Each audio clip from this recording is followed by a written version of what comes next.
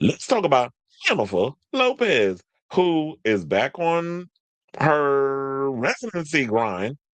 Somebody asked me, they was like, "Did she already do a residency?" I'm like, "Yeah, and she's doing another one." Because she tried the touring thing. Y'all don't care for the most part. I try to go to different cities and all this other stuff. Y'all don't care. Y'all don't want to support me when I come to the arenas. Funny enough, when she did Madison Square Garden, they had a blackout.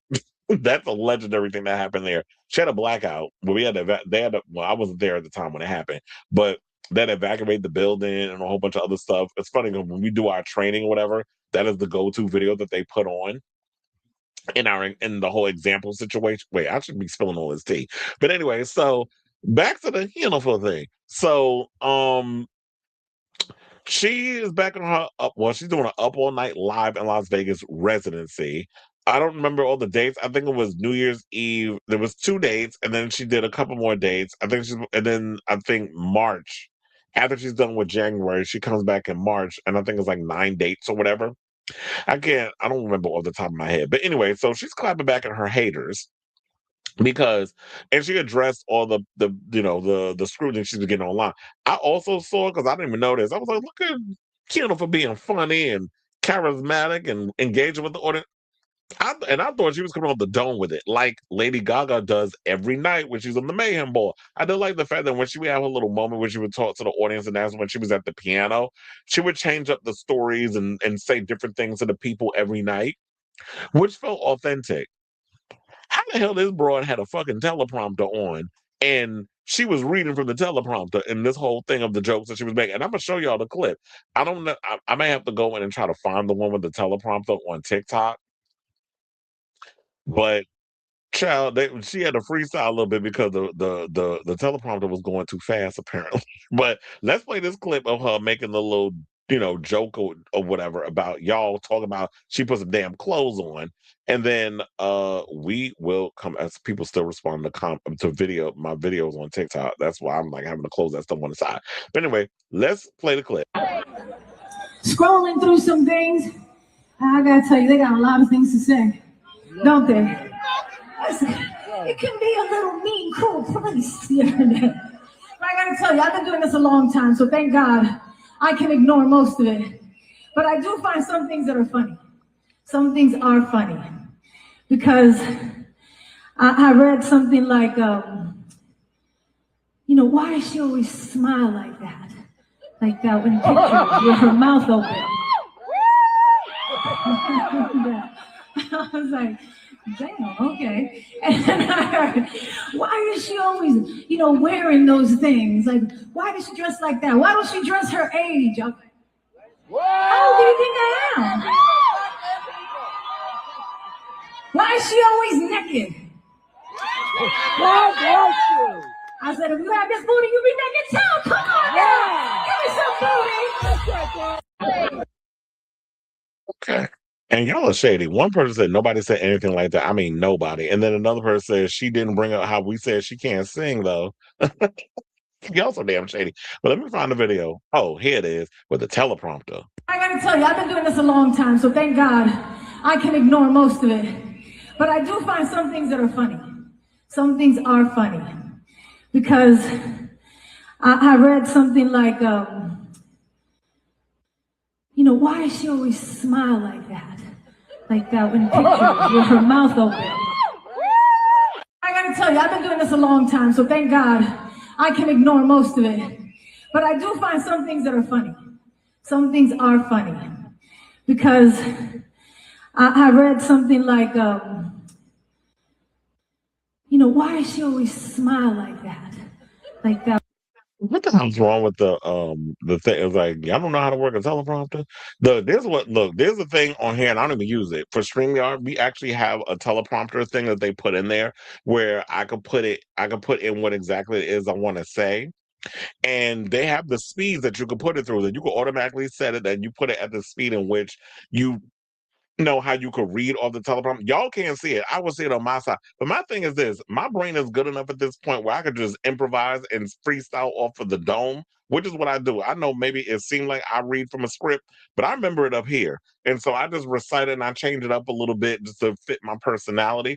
But To me, it's like she's an actress. What else you gonna do? You know, a lot of these people can't vary with or have an actual personality or vary from the script that's in front of them, and then it makes you look bad. Or you know what? I'm not going to windmill on her too much because my thing is, some people need scripts, but also bullet points. Like if you want to be somebody like that, like for me that would work. Like a whole script thing, I was like, I don't want to sit up here and just have to memorize a freaking script. Give me bullet points, talking points, whatever. I could pretty much just freestyle. Oh yeah, I remember I got to talk about this, and I can just immediately it just comes to me, and I just spew it out that way. So everybody's got different gifts. But one person said it's entertainment, and she has too much money to just improvise. What the fuck they got to do anything? Like your money situation have nothing to do with the fact that you out here, not able to come off the dome with some stuff. Or maybe some people out here they just lack the personality to come up with stuff off the top of my head. But if you got that wherewithal and just be up there and funny and be yourself, then that should be the thing that matters. But here's the thing. Jennifer's got a great body. She looks good at her age. She's what, 56? I'm not gonna say for her age because I always feel like that's a backhand compliment. At her age, she's worked hard to look that good. She worked, to keep in shape, going to the surgeon, getting the face, chiseled a little bit because she do got a new nose. We're not gonna sit there and try to act like that nose is the one that came out of Guadalupe when she was born. And speaking of which, I seen Guadalupe up in there damn near breaking a hip in the audience with all that shaking she was doing during Get Right. The videos is all over TikTok and all over social media if you want to see it. But anyway, to get into the rest of the article, they said Lopez's new residency is her first since her last record-breaking residency.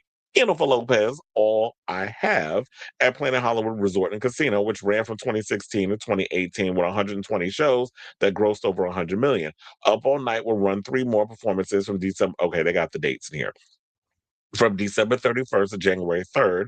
So yesterday was the last day for that. And then we'll include an additional 8 shows in March 2026 at the Coliseum at Caesar's Palace. So far, the spectacle includes what the global superstar is known for, and that's a lot of glitz and glamour and booty shaking.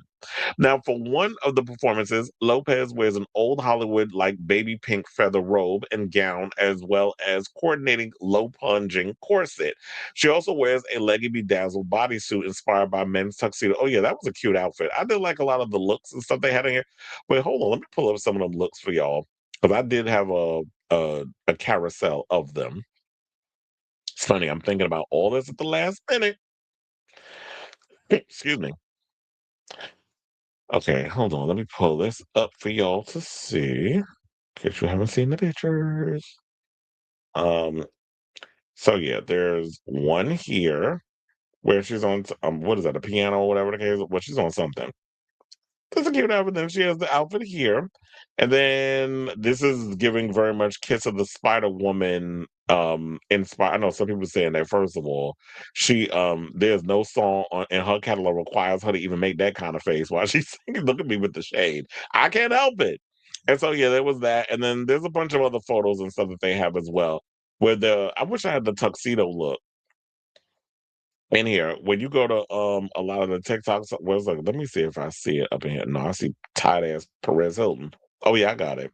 It's this one. I'm gonna try to see if I'm probably gonna have to mute it because if there's any music, I don't want any kind of copyright stuff. Okay, so it's this one, and let's see if they get a close up. That's a little too far away. Y'all don't know how to zoom in with y'all cameras.